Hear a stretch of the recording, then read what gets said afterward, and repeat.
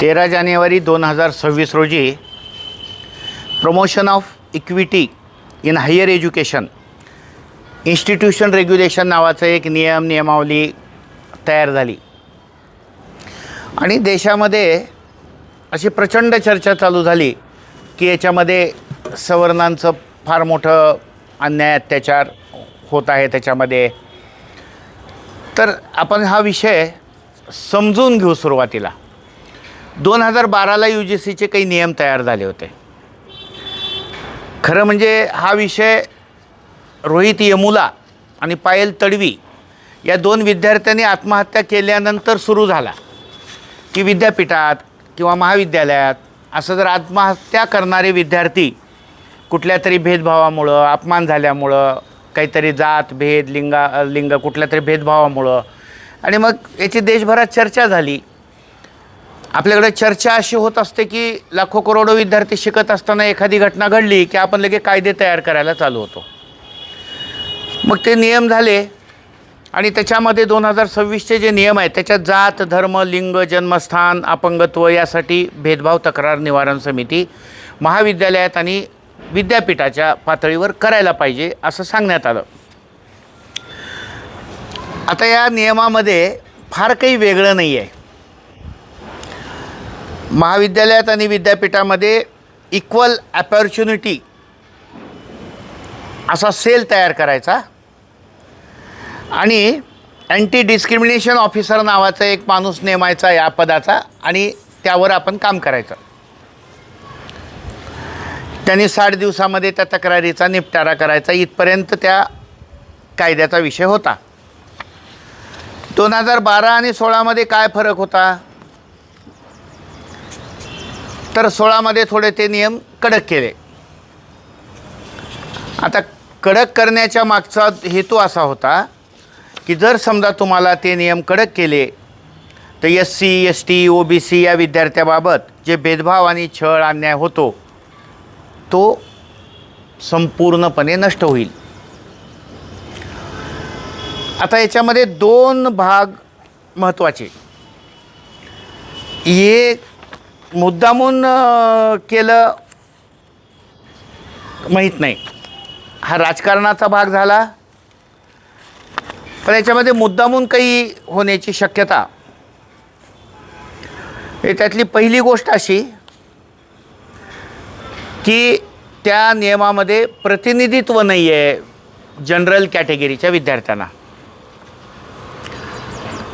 आता सवर्ण, उच्च जाती आपण म्हणतो, पण जनरल कॅटेगरीचे जे विद्यार्थी आहेत, आरक्षणाच्या बाहेरच्या विद्यार्थ्यांना प्रतिनिधित्व नाही. दुसरा मुद्दा काय की या सगळ्या प्रकरणामध्ये SC, ST आणि OBC एवढ्याच लोकांच्यामध्ये भेदभाव होतो का? आरक्षणाच्या जे बाहेरचे लोक आहेत त्यांच्यामध्ये भेदभाव होत नाही का? म्हणजे उदाहरणार्थ एखादा आरक्षणाच्या बाहेरचा जनरल कॅटेगरीचा मुलगा आहे आणि तो कामगाराचा मुलगा आहे, शेतकऱ्याचा मुलगा आहे, मग व्यवसायानं त्याच्यात भेदभाव होतो. तर असं भेदभाव जर झाला तर याच्यामध्ये स्पष्टता नाही असे साधारण जनरल कॅटेगरीच्या विद्यार्थ्यांचं म्हणणं होतं. आता याच्यामध्ये सुप्रीम कोर्टाने स्टे दिला आणि सुप्रीम कोर्टाने हेच सांगितलं की तुमच्या भेदभावाची व्याख्या स्पष्ट नाही आहे. भेदभावाची व्याख्या कशी करायची? टोमणे मारले म्हणजे एखाद्या प्राध्यापकानं एखाद्या मुलाला हे तू चुकीचं केलं म्हणताना हे नीट झालं नाही, वेड्यासारखं झालं म्हणलं, त्या प्राध्यापकाची जात आणि विद्यार्थ्याची जात जर वेगळी असेल तर लगेच भेदभाव समजला जाईल का? मग हे भेदभावाचा जो विषय आहे तो स्पष्ट नसल्यामुळं त्याचा गैरवापर होण्याची शक्यता जास्त जाणून आली. सुप्रीम कोर्टालाही ते वाटलं. तर कायदे आहेतच पण प्रत्येकजण पोलिसात जात नाही.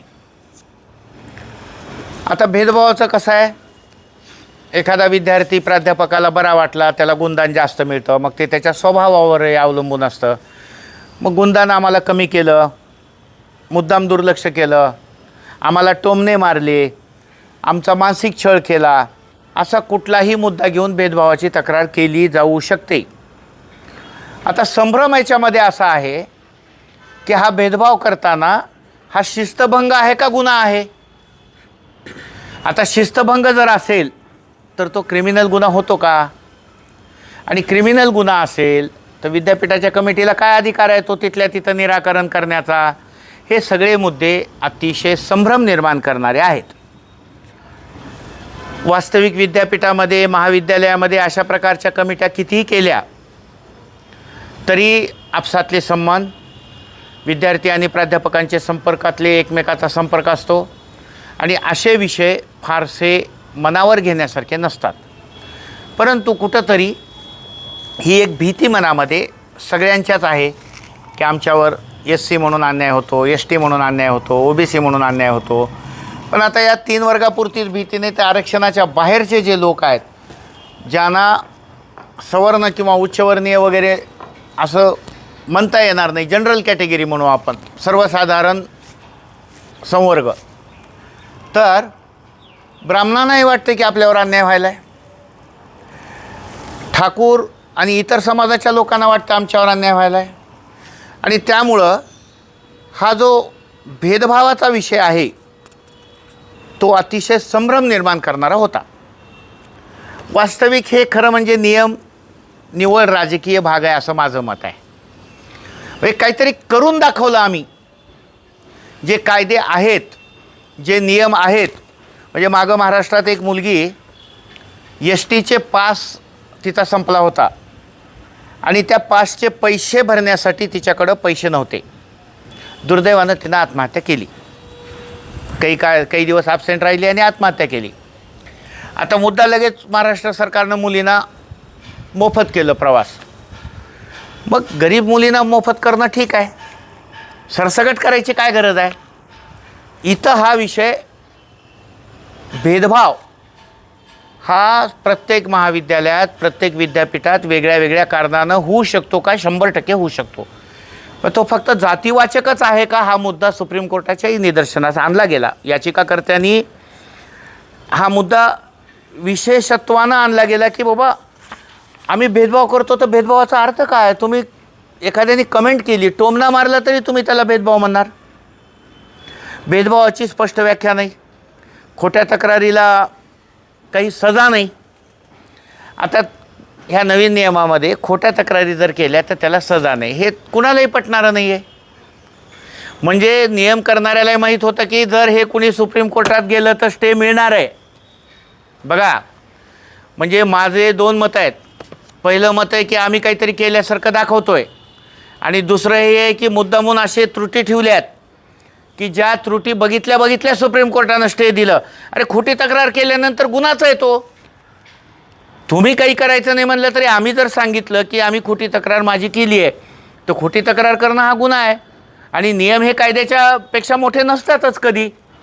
म्हणजे UGCचे नियम हे कायद्यापेक्षा श्रेष्ठ असू शकत नाहीत.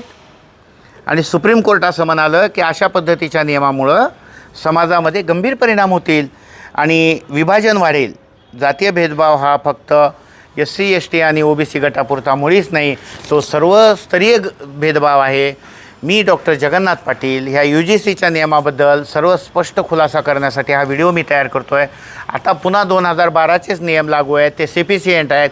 नवीन नियम जे आहेत कायदे तज्ज्ञांनी त्याच्यामध्ये अभ्यास करून नियम करावेत असं सुप्रीम कोर्टानं डायरेक्शन दिलेले आहेत. आणि पुढची तारीख त्यांनी ठेवलेली आहे 19 वगैरे काहीतरी, आता पुढची तारीख येणार आहे.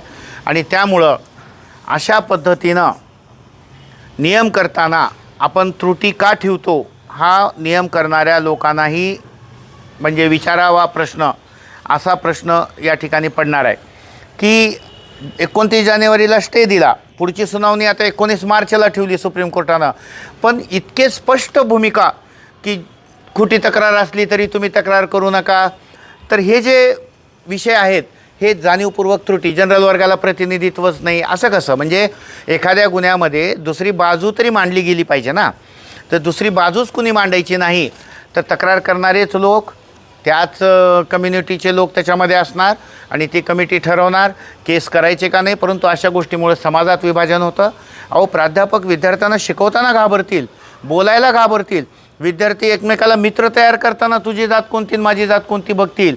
विद्यार्थी एकमेकाला बघताना तुझा धर्म कोणता माझा धर्म कोणता हे बघतील.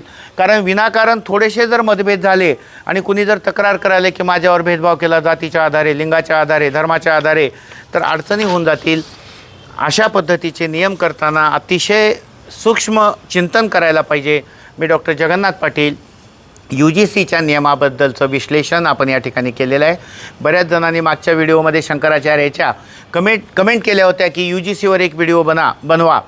तर आपलं मन यूट्यूब चॅनलमध्ये हा विषय जर आपल्याला आवडला असेल तर जास्तीत जास्त शेअर करा हा व्हिडिओ आणि सबस्क्राईब करा आपलं मन यूट्यूब चॅनलला. धन्यवाद.